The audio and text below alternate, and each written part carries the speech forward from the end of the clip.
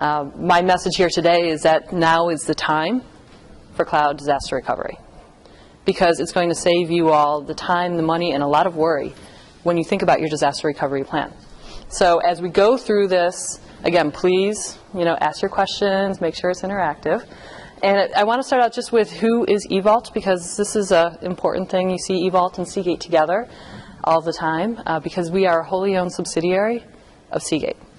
And we've been in the business, in this online cloud-connected backup business since 1997, long before cloud was even a term. So before cloud was cool, we were there, we were doing it. We're one of the first ones. In fact, we are the leader in online backup and recovery. We have over 38,000 customers. We have about 100 petabytes of data that we manage on a regular basis. And we do about 15,000 recoveries for our customers every month. Where are your data centers? We have 12 data centers spread across actually North America and Europe. And we also have a whole set of service providers that stand up data centers with our technology as well. So pretty much anywhere that you can want it in North America, you'll be able to find it, yeah. All right, am I recording? Yes. Okay, on the next slide, I just want to reinforce the point. When we start talking about disaster recovery, sometimes people fall asleep.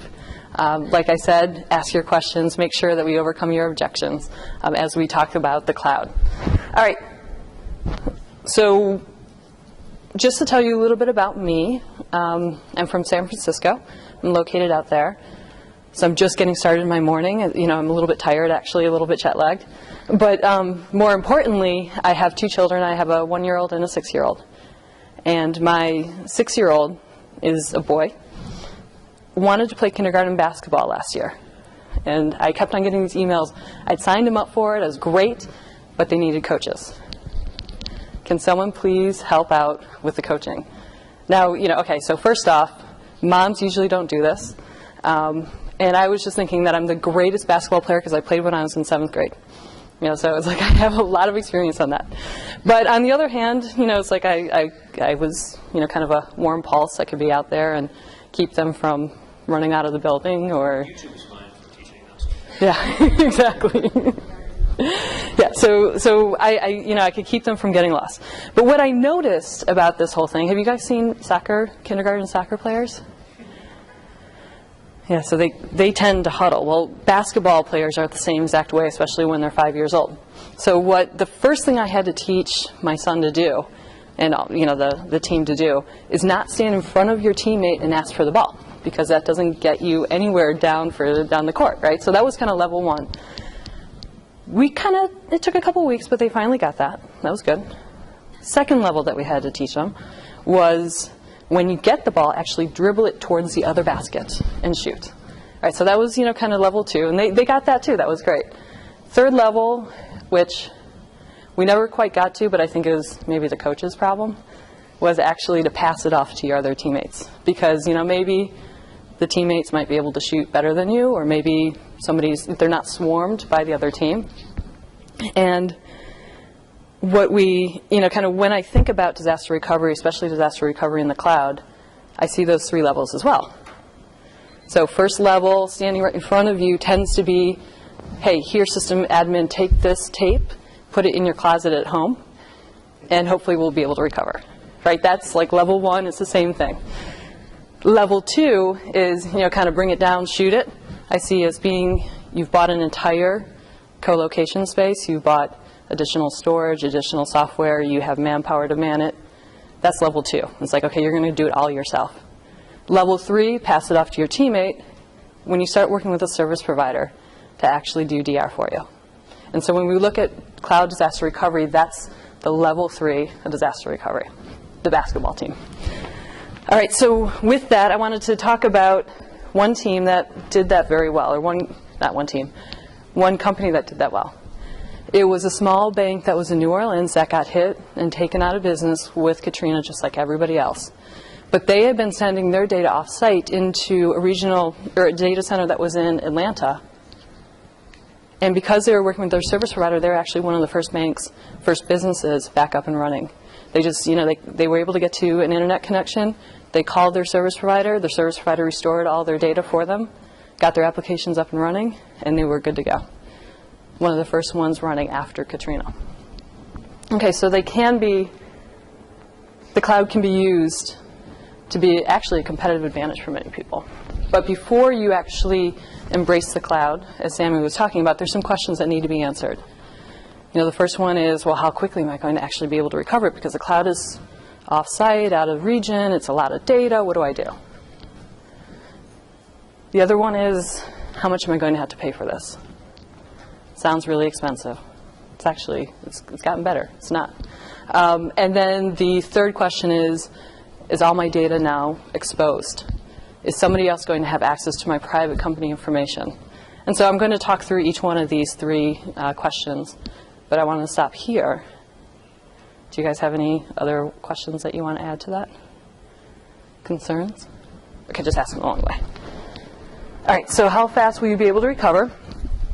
So I didn't see, actually, I think I saw somebody talking about using backup exec with tape, I don't know, to do their disaster recovery strategy. Set? No, okay. So as soon as you move off a tape, disk to disk is much, much faster. And the reason being that with a disk to disk solution, what you tend to do is you take an initial backup, an initial snapshot of all of your data, and then after that, everything's just incrementals. So as your data changes, you only capture the changed block of information. It makes it much, much faster. Where's the dedupe actually happening? It happens on the client side. That is, okay. Yeah. So as long as it's happening on the client side, then it makes it much, much faster. So if you're backing up, if you want to back up, I don't know what the scales to, if you want to do a data center, you have an agent or something that runs on individual machines? Or Yes, absolutely. Yep.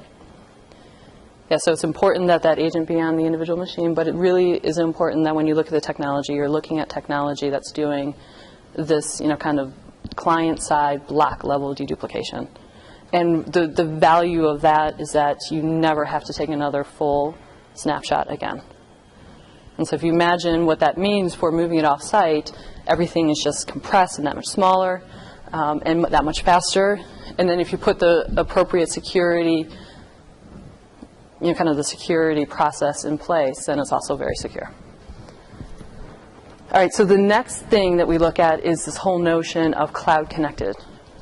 And what we've seen over the years, when you start talking about backup and recoveries, there's definitely been an evolution. There's always an evolution slide, because there's always been an evolution, hopefully. And, if you look at this, you started off on the far left-hand side with really cheap tape backup. Maybe not so fast, maybe not so reliable. Then you moved into the whole replication between two sites with a co-location, and that was great.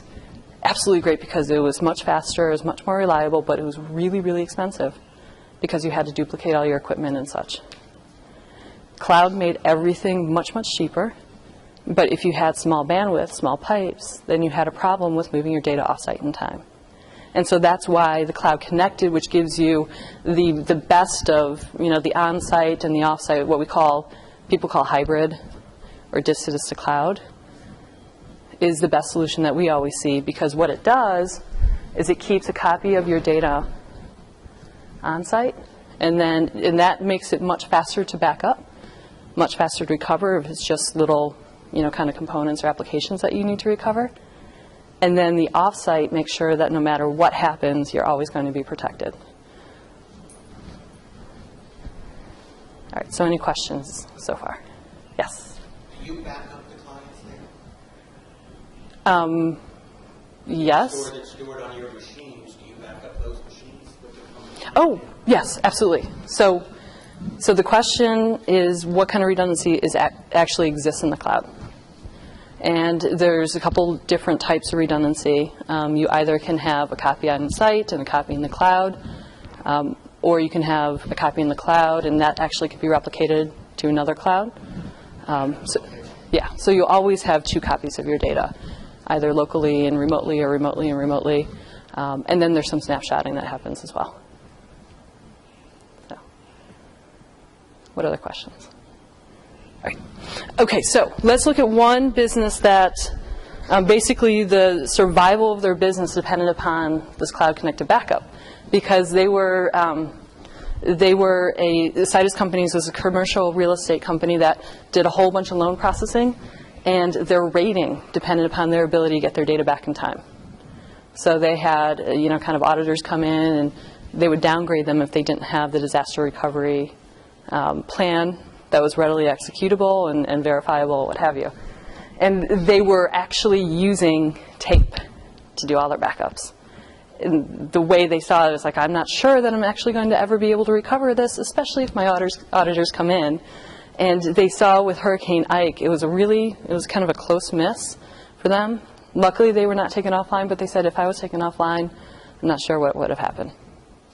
So what they did was they implemented this cloud-connected backup where they had about 30 servers they were protecting, the 5 terabytes of data that was being protected, and they kept a copy on site and a copy in the cloud.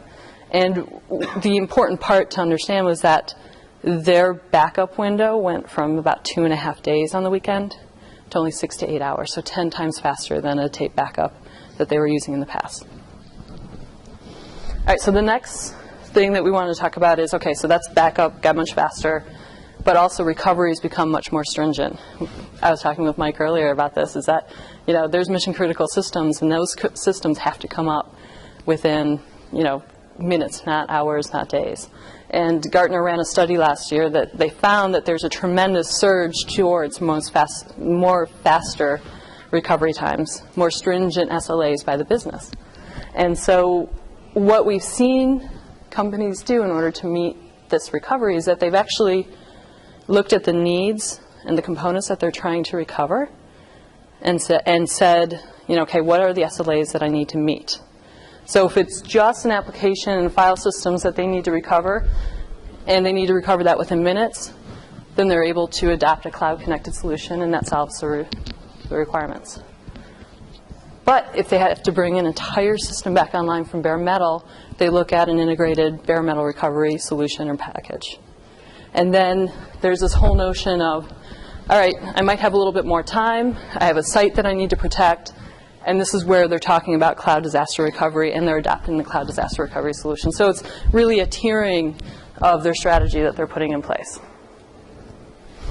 And so when we talk about disaster recovery in the cloud, really what it is you're moving your data off into the cloud, and when the site goes down, you're able to stand up all your applications in the cloud as if they're kind of running in your data center, in your local data center. So you usually stood up on top of a virtual machine, and there's a whole layer of networking, virtual private networking, that is provisioned so that your employees, your applications, can connect to each other as if they were still there. So that's what we mean when we talk about disaster recovery in the cloud. And virtualization has been a boon for this. You guys probably know how much virtualization has helped our our industry, and the fact that it's totally revolutionized what we can achieve. Because before, you probably worked with I think somebody talked about working with SunGuard, where you actually had to rent equipment in their data center, you had to move the tapes over to them, and go in and do your disaster recovery testing and actually execute your disaster recovery scenario if you ever needed it.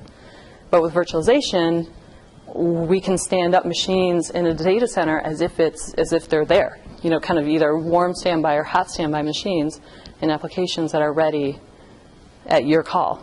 So it's really changed everything, as well as the disk-to-disk backup has made things much more reliable, faster, and secure.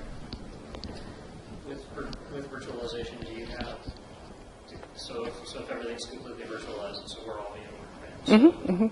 So would each VM still need that individual agent, or do you have something that would hook into vCenter that would do images? It would hook into vCenter. It would. Okay. Yeah. Cool.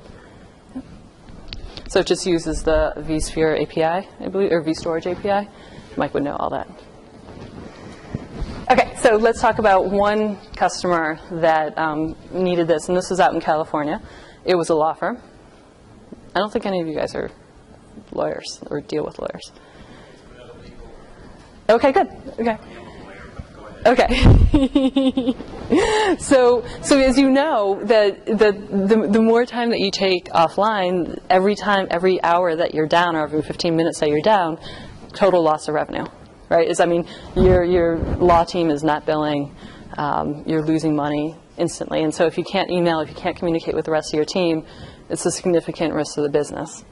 And so Aldrich, Bonifant, and Moore, who had adopted this cloud disaster recovery service, they found that they were out in the Los Angeles area. And unfortunately, Los Angeles is known, and California is known for not having the most reliable power grid.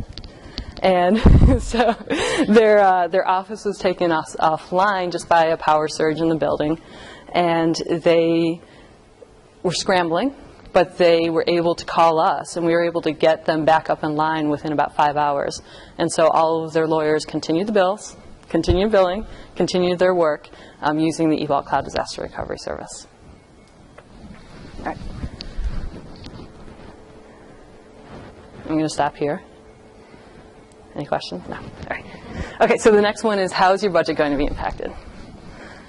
What we've seen with virtualization, with the cloud infrastructure, the whole cost of warm sites and hot sites have come down significantly. So you can achieve much faster RTOs than you've ever been able to do in the past, just because the infrastructure that's been put in place.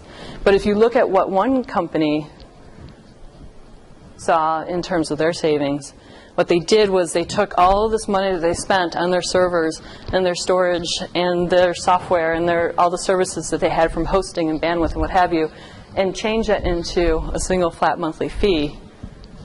And they were able to save about $90,000 per year.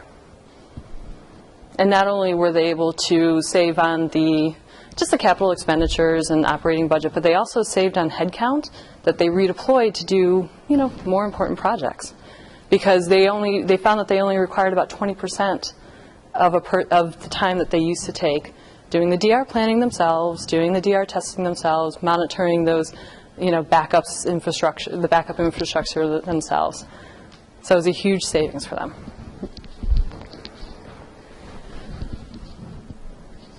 But you can actually get yourself into trouble when you look at disaster recovery in the cloud. And the reason being, one thing is that data is growing, at least from what we've seen, is that data has grown in our infrastructure about 30% year over year. And that's just of what our customers are protecting. So 30% year over year. So if you imagine that they contracted for a terabyte worth of protection, 3 years out, they're well past that, kind of their limits. And if they're going to be charged overages, that's where you can get yourself in trouble. Now, the other thing that we've noticed is that I've actually been working for eVault for about 5 years. And when I started working here, we charged about $50 a gig 5 years ago to store data in the cloud. And what you can imagine, it was priced per meg because not that much data was going up into the cloud. Well, our average customer now is about a terabyte or so in size, at least.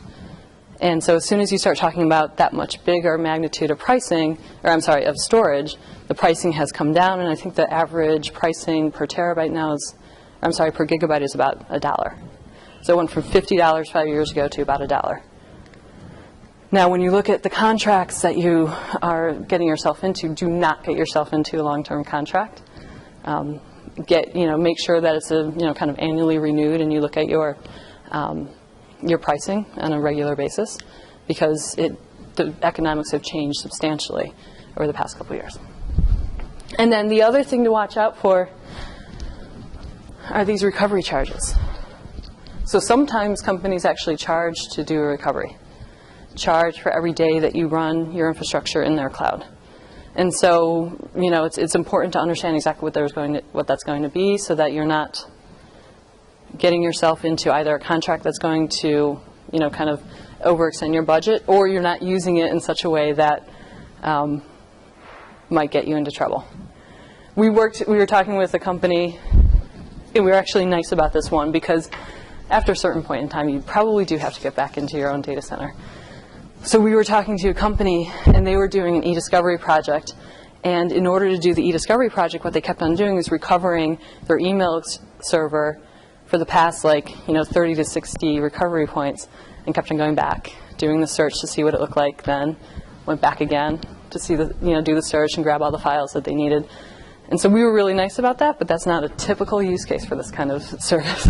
and like I said, you can get yourself into trouble if the provider is charging for every recovery.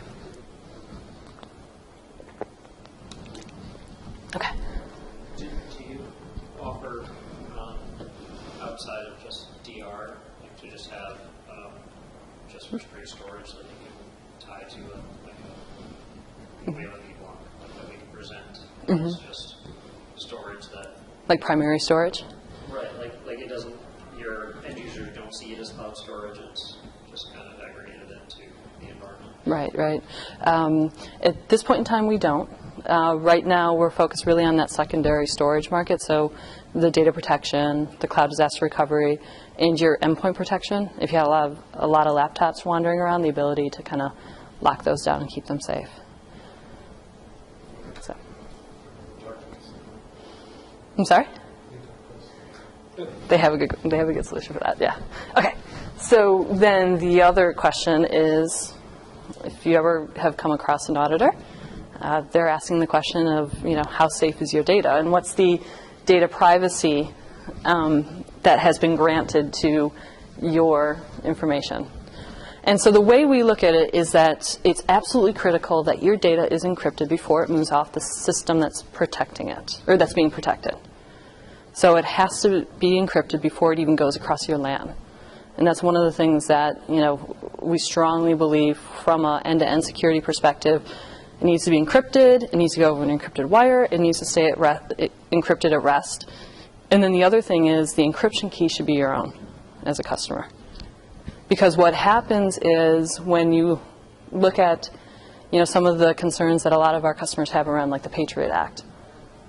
Well, when the U.S. government would, if they ever did, they haven't done this yet, thank God, if they were ever to come to us and say, I need this company's data, we would say, well, we can't do that because, first off, it's just encrypted blocks of data. We have no idea what that is. And then we say, go work with them, and if they give us the approval, first off, they have to give you the encryption key, and then we'll give you the information if they give us approval to do so. So it's very important to understand that there's a lot of concerns around data privacy, but there's been a lot of mechanisms put in place specifically to address that concern, including things like the Safe Harbor Act and a lot of federal and state data protection laws. Here in Massachusetts, it's called WISP. RESPA? Here in Massachusetts, it's called WISP. WISP. Okay. Let's see. Okay, so then the other thing that's important to understand is the standards that cloud service providers are being subject to have changed. We actually used to go through something called a SAS 70 audit. And really what that was about was your financial viability as a service provider. That said nothing about the practices that you were adopting and the policies that you were adopting as a cloud service provider.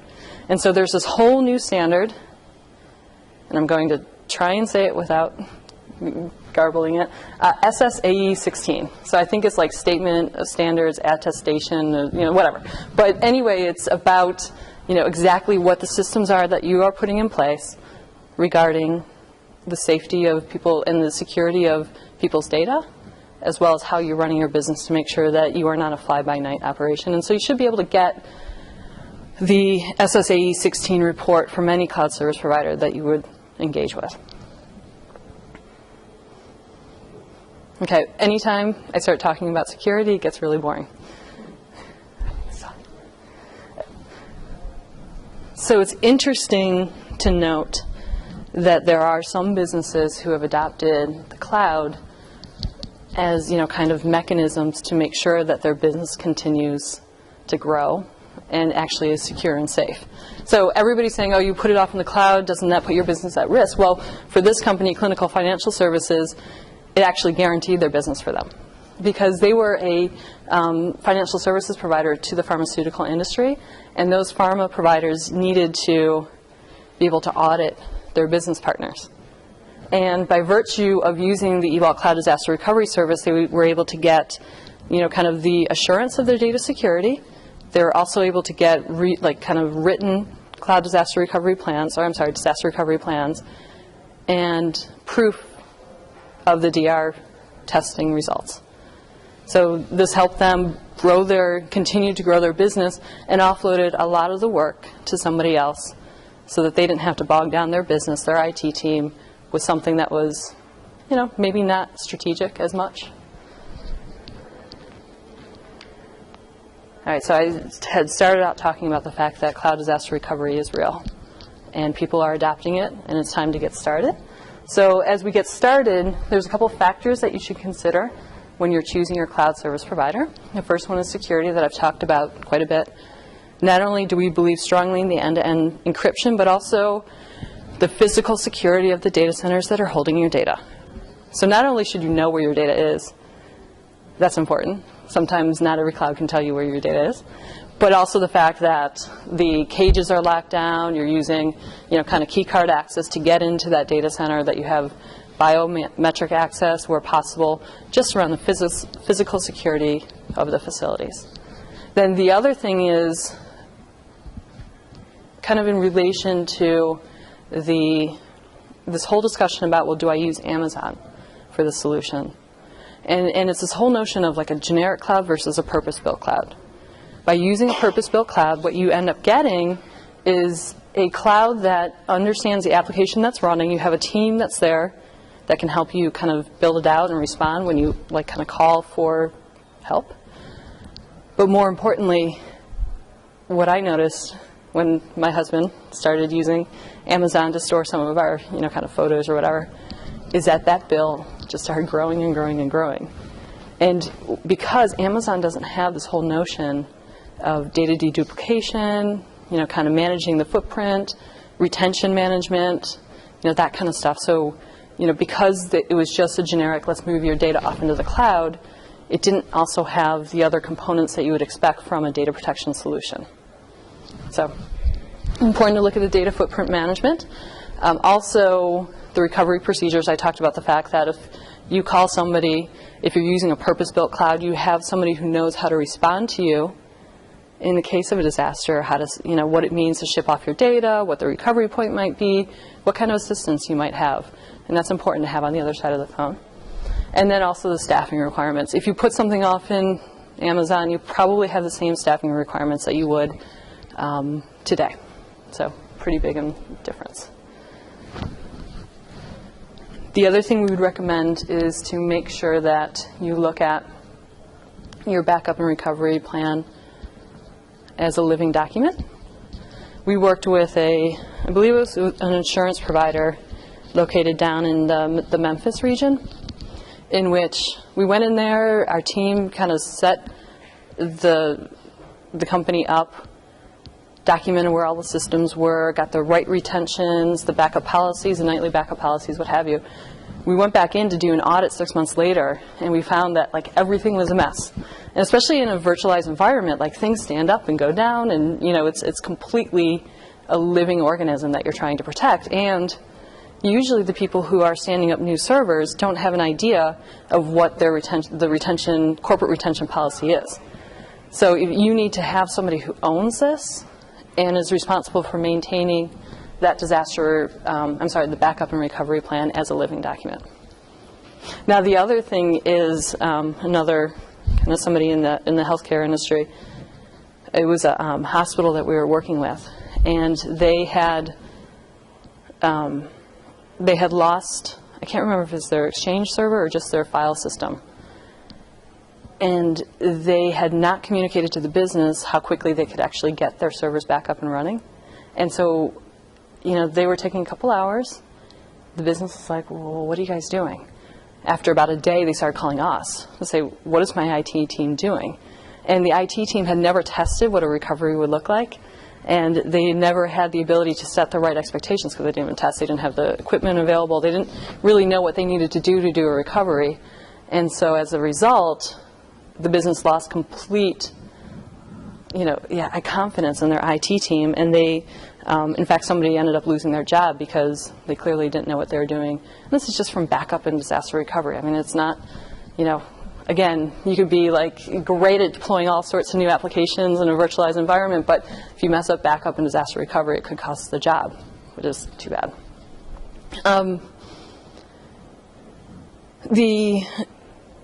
Some of you, I think, are subject to auditors.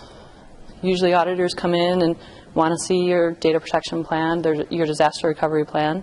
And in fact, a lot of times they do want to make sure that you can recover pieces of data and pieces of information, not necessarily execute a disaster, but one thing that you should be careful of is making sure that you have that documented plan, you have the documented results of your last test, and that you also have all of your encryption keys to make sure that you can recover your data. And then finally, the last recommendation that we have is to always test. Always test to make sure that you're covered. Okay, so we started off, kind of the topic of this conversation is the cloud disaster recovery, or business resiliency really, reality or hype? And if you look at this, you would say, I just want to set expectations. It's kind of hype when you start thinking about the fact that it can, it can replace all of your people. It can automatically produce a plan for you. It's not going to be able to do that. It can't produce new workstations, automatically. So, there are some things that the cloud isn't going to be able to do, but there's a lot of things that the cloud can do. And more importantly, it's definitely, if you adopt it for cloud disaster recovery, it's going to save you time and money and a lot of worry. So if you can fill out that evaluation form and then visit us down at the Broadleaf booth that's down in the main hall. And then the other thing is get a free disaster recovery assessment, just to kind of get a sense of where you stand and whether there's any help that we can provide in terms of taking you to the next step.